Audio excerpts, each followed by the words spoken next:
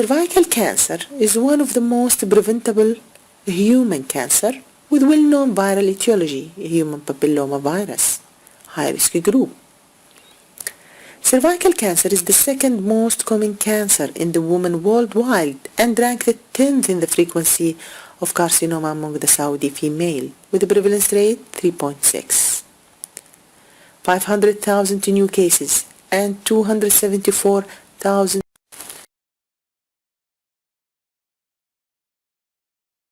Vaccination about screening of cervical cancer. We are talking about the Papillomavirus, who was the first to show the clinical prophylactic effect of a human papillomavirus vaccine. Test is the spatula, most effective against the human papillomavirus 16 and 18, with introducing the cytokine, 70% and now we are talking about the liquid-based cytology. Now we are talking about the therapeutic human papillomavirus early detection by screening and effective treatment will prevent the cervical cancer. From screening to preventive vaccine to therapeutic vaccine.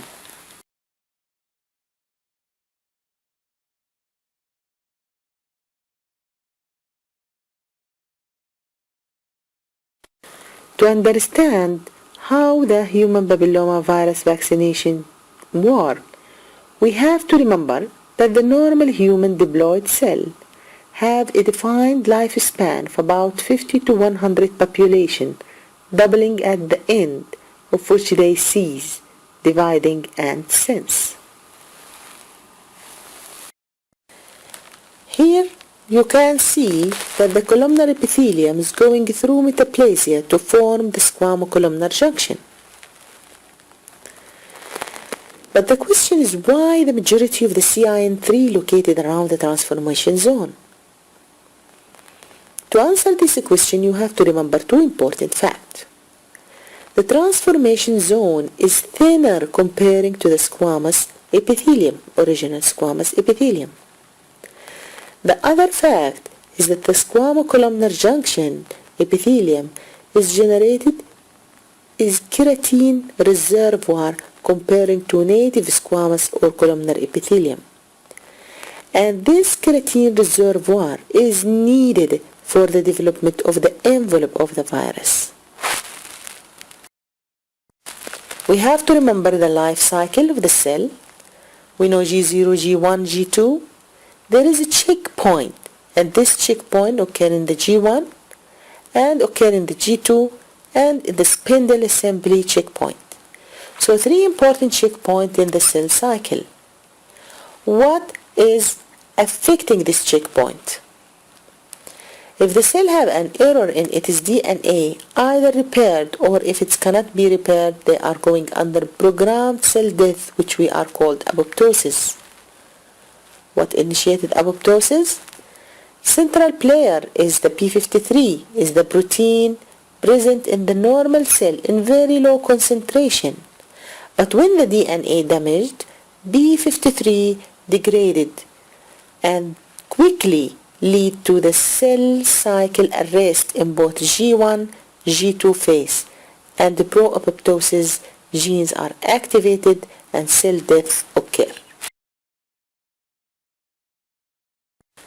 The cell which is going under apoptosis, these cells, they are undergoing breaking apart and are recycling by the macrophages.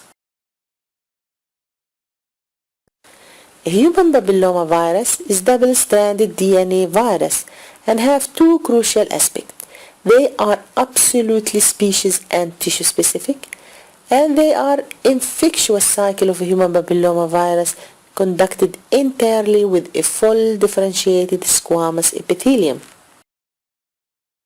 Human papillomavirus is 130 type, which is having the high-risk group and the low-risk group. What we are interested in is the high-risk group because they are the cause of the cervical cancer. When the virus infected the cell, it took weeks to months, and at this initial stage, it is DNA negative. After that, the DNA turned to be positive, and the protective viral infection occur, and the situation here, the situation is CIN1. At this stage, immune response with cell-mediated immunity occur. Seroconversion or the antibody to L1 occur, which lead to 80 to 90% DNA negative sustained clinical remission and 10 to 20% DNA positive viral persistent to the CIN2 and 3, and the risk of recurrence of the disease occur. The human papillomavirus is containing the upstreaming regulatory region which regulating the E of the gene expression and replications of the genome, and it is packing into a viral particle. And open reading frame which containing the early region necessarily for the replication of the cells, transformation and controlling of the viral transcription. And the late region that code for the capsid protein that compresses the outer coat of the viral within the early region.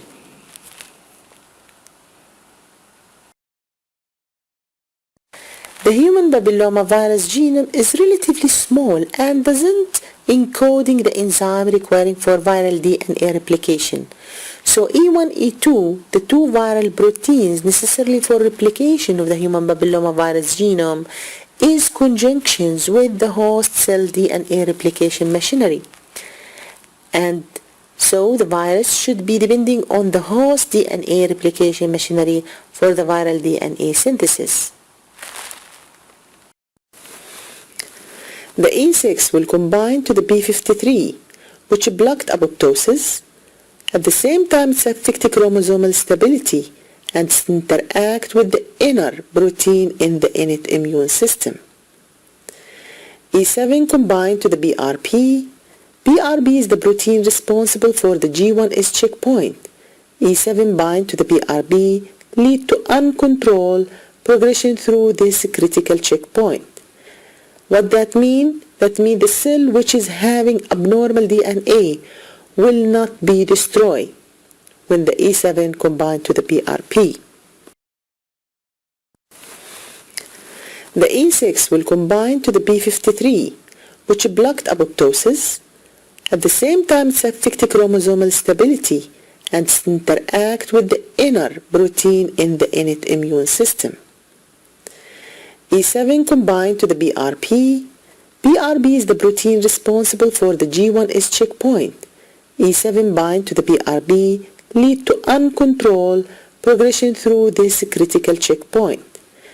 What that mean? That means the cell which is having abnormal DNA will not be destroyed when the E7 combined to the BRP.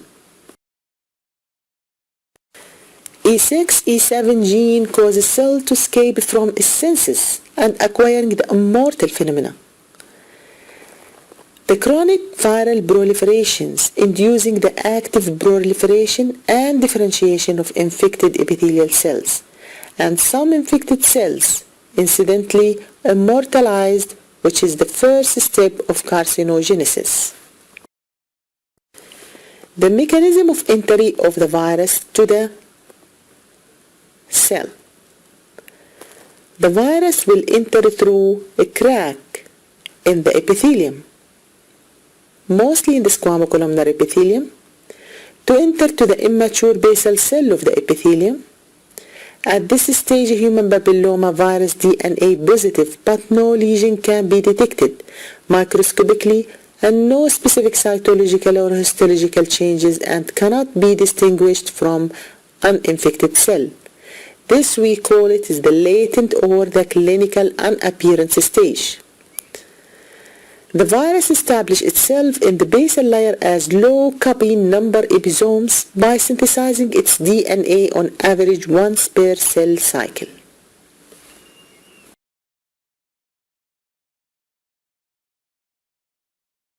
How the virus enters to the basement membrane. When the virus attaches itself to the basement membrane, L1 coated protein bind to the exposed basement membrane by heparin sulfoprotoglycan, which lead to exposure of the L2. L2 exposure will lead to binding the cell surface to the endocytosis, and This will leading to the double-strand viral DNA to enter to inside the cell. The reserved cell is readily infected and permissive for early gene expression and viral DNA replication, but not for capsid protein synthesis and viral assembly, which depending upon the keratinocyte's terminal differentiation. Here you can see when the double-stranded DNA virus will enter, start forming E1 protein assembly into hexamerical complex, supported by the E2 protein helicase activity and initiating DNA replication. Actually, the DNA replication will initiate it in the basal layer, but it will be formed actually in the suprabasal layer. In this suprabasal layer, E1, E2, E5, E6, E7 geometrical maintenance will be formed and DNA replication will be started. After the DNA replication, now the DNA is ready. What we need the capsid. So in the granular layer, the production of the late genes, the major and the minor protein of the viral capsid, L1 and L2, respectively, gather to a sample of the viral capsid.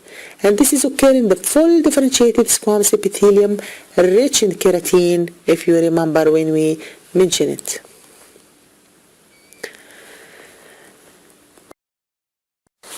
Now, the virus is formed and reached to the cornified layer of the epithelium and released. Remember that this virus assembly occurring in a cell that will be terminally differentiated and die by natural causes. What that mean? That means in the early stage, if you look to the basal layer, there is a small genome which cannot be recognized by the cell-mediated immunity as a foreign. So there will be no development of immunity for this particle formation, either in the basal layer or suprabasal layer. It should be developed when it's forming the capsid. But this cell, when it's formed the capsid, it's going through the death row.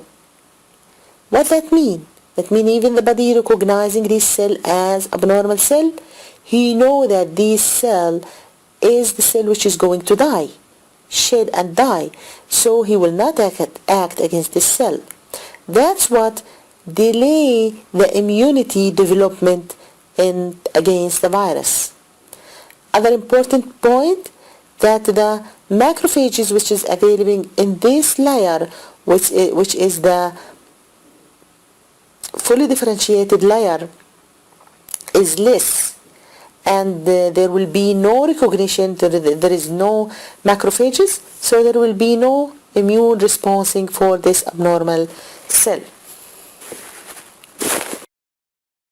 The human papillomavirus infected epithelial cell differentiated and move upward in the epithelium, and the productive stage of the human papillomavirus life cycle occur in the suprabasal layer of the epithelium, where the infectious virus is eventually released as differentiated cells are shedded from the epithelium.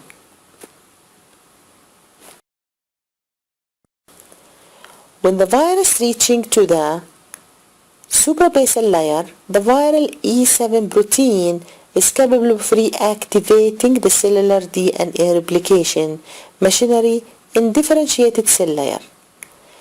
These cell layers, they are supposed to be incapable for division, but this virus initiate or reactivate its replication capability. At the same time, the E6 block the apoptosis normally occurring in the differentiated cell at high level. The viral oncogene E7 is not necessarily for human papillomavirus 16 DNA replication during the non-reproductive stage of the viral life cycle. Loss of E7 lead to the defect in the productive stage of the viral life cycle, where a loss of E7 resulting in reduced host DNA synthesis and reduced expression of the DNA replications machinery in the suprabasal layer during the reproductive stage of a human papillomavirus 16 life cycle. The ultimate development of cervical cancer is rarely accompanied by high expression of E6-E7 protein. What that mean? That mean if there is not viral E6-E7 protein which is high during the development of cervical cancer. So from where this E6-E7 protein came out? So the high-risk human papillomavirus E6-E7 oncoprotein can independently induce genomical instability in the normal human cell, changing this benign cell to traders, and these cells themselves they will produce increased production of own human E6-E7 protein. The median time from the first detection of a human papillomavirus DNA to identification of a histological confirmed CIN23 lesion was only 14.1 months. That means we are not talking anymore about long-term history of precancerous lesion to shift it to cancer. We are talking about high-risk group within 14 months can elicit CIN23 lesion in the cervix. Similarly, in the long-term follow-up study of prophylactic vaccination against the human papillomavirus 16, most CIN23 lesions associated with HPV-16 in the placebo arm appear to develop rapidly after the initiating infection with high-risk group human papillomavirus 16. A human papillomavirus vaccination is an adjuvant, non-infectious recombinant vaccine prepared from highly purified virus-like particle of a major capsid L1 protein of oncogene human papillomavirus type 16 and 18. So since the VLP contain no viral DNA, they can't infect the cell, reproducing or cause disease. So the effect of L1 VLP vaccine is largely mediated by the development of a humoral immune response. And the vaccines elicited the high titer of anti-L1 VLP antibody that persisted at the level of 10 times than the natural infection for at least 48 months, mediated via serum neutralizing immunoglobulin G.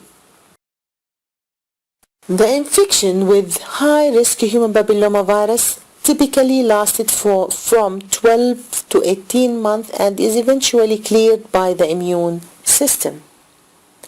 10% of the women fail to clear the human papillomavirus infection, and this results in the persistent infection with high-risk human papillomavirus. And this is defined as if the human papillomavirus detected into 2 consecutive follow-up visits 4 to 6 months apart, which may lead to progress to malignancy.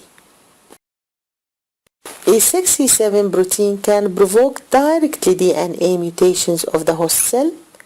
As an operations of the virus infections, constant activity of the viral protein E6-E7 lead to increased genomical instability and accumulations of the gene mutation, further loss of the cell growth control, and ultimately cancer. A human papillomavirus vaccine are unable to addressing all the oncogenic subtype in even a single population.